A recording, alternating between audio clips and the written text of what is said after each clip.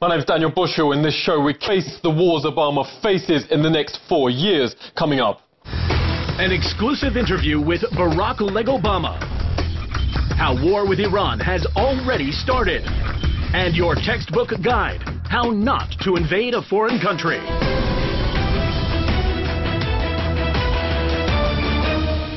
as Obama drives back to the White House for a second term, we asked the president for a tough interview on his foreign policy, but he chose an easier ride from the mainstream media, so we'll use a Lego instead.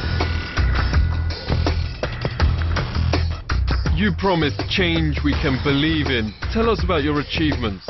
Now look, I've sent troops to Afghanistan. I've overseen record numbers of army suicides and defections.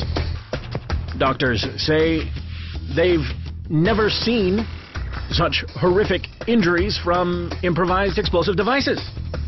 I think that's unbelievable change. You won the Nobel Peace Prize. That puts you in superstar company. That's right. Kissinger won while he was secretly shelling Cambodia. This year's winner, the European Union, illegally bombed Libya. And look, their spending cuts are causing massive social unrest to their own people. Guantanamo Bay celebrated its 11th anniversary yesterday as America's symbol of torture and evil. You were hailed as a hero when you promised to immediately close it if elected. It's not like a politician to break his word, especially on something so vile. You know what? We don't look back. Obama's now more right-wing than George W. Bush, says Peter Kuznick, with Hollywood director Oliver Stone. He's just written The Untold History of the United States. Throughout the Bush years, many of us were furious that Bush was actually doing surveillance on people without judicial review. That seemed appalling to us. But what Obama has done is taken that one step further. Not only has he continued Bush's surveillance policies, but he's added now with these drone attacks, he's actually killing people without judicial review. And if you know the way this works, Obama actually goes through the files and picks out the individuals to be targeted and assassinated. In fact, within hours of re-election, the drone idol was launching more attacks. I have two words for you: predator drones. You will never see it coming.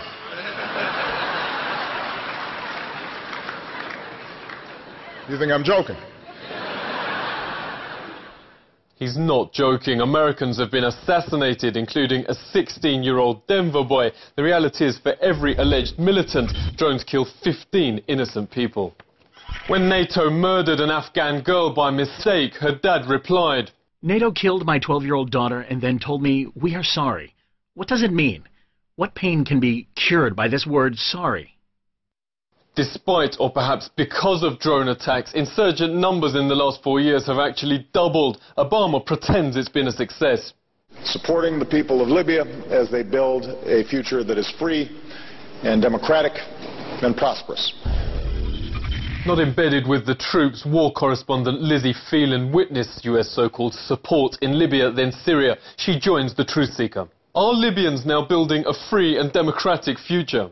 Yeah, well, it's the biggest oxymoron that you can think, that you can bring freedom and democracy on the back of bombs and weapons. Of course, that never has been the case anywhere in the world or anywhere throughout history, and it is certainly not the case in Libya and Syria. Yeah, there was so much goodwill towards Obama. As he returns to the White House, how has that changed? Obama in Africa alone, I believe, has been responsible for more interventions than any former US president. Not only has he not ended the wars in Iraq and Afghanistan, as he said he would, but he's started 2 new wars in Libya and Syria and various other covert interventions. They are very on top of who is responsible for what is happening, and there is a deep hatred and anger towards Obama. Hatred for his breathtaking decision to arm Al-Qaeda. Videos show militants shooting unarmed people as they cry for mercy. George Galloway is UK Member of Parliament. He's raised millions of dollars for victims of war and joins us now. Are you surprised America's arming its worst enemy? Well, definitely breathtaking, but to those of us of a certain age, not surprising. The United States created Al-Qaeda, or at least its forefathers, in Afghanistan in the first place. Care less of the obvious that when Dr. Frankenstein made a monster, he lost control of it, because that's why it's called a monster. Yeah, 9/11 was the blowback first time round. What about this time? Well, we already have in Libya the very people that the United States and the United Kingdom assisted into power in Libya, if indeed they are stably in power, were the very people who murdered the American ambassador in Benghazi.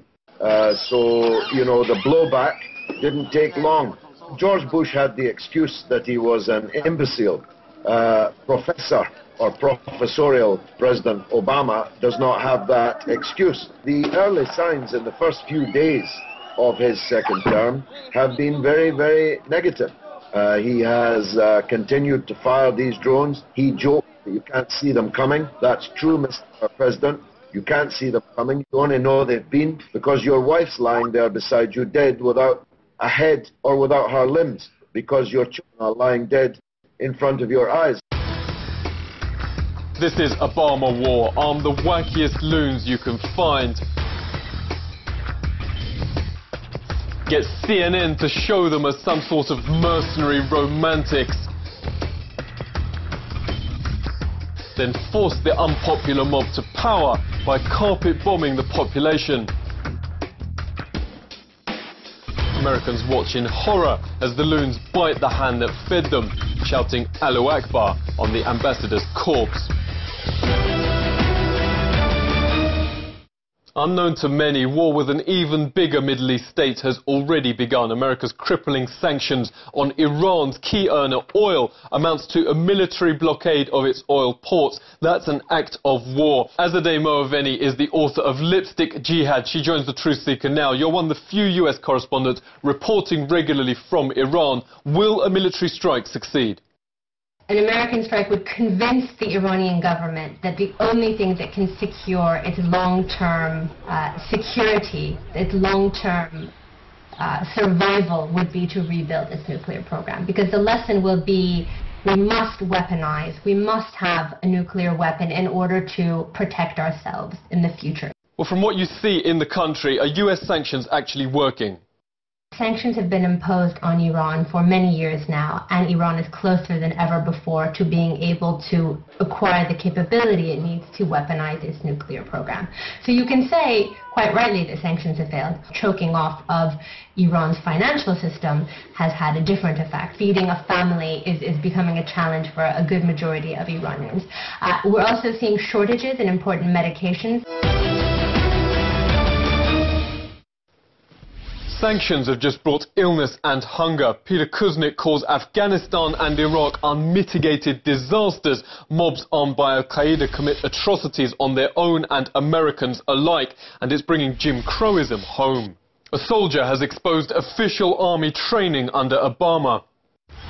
They fill your head with racist nonsense. Like all Arabs, Iraqis and Afghans are Hajj. Hajj hates you. Hajj wants to hurt your family. Just some of the most hurtful and ridiculous propaganda. But you'd be amazed at how effective it's been fostering my generation of soldiers. It's ironic, says Milton Alimadi, the first black president is bringing racism back to America. When a soldier like that comes back with that kind of mindset, it means that he's also going to conduct himself in a similar manner against fellow Americans. And we have seen instances of people that were in the military and were involved in right-wing extremism. So it's not only a danger for how we conduct ourselves with the rest of the world, but it's also an endanger to the United States itself. Even bin Laden must be laughing in his grave. His goal was to bankrupt the United States through war, and that's exactly what's going on. We spend $1.2 trillion a year on our military. Despite that fact, the United States is not able to impose its will The United States spends a fraction as much percentage-wise on infrastructure as does China and as do other developing countries. The United States has lost its direction, and we see the effects of that in Hurricane Katrina, in Sandy. We have bridges collapsing. We've got roads buckling. It's really embarrassing. So the United States is approaching a third world status. Third world countries need a third way. Seek truth from facts. This is The Truth Seeker.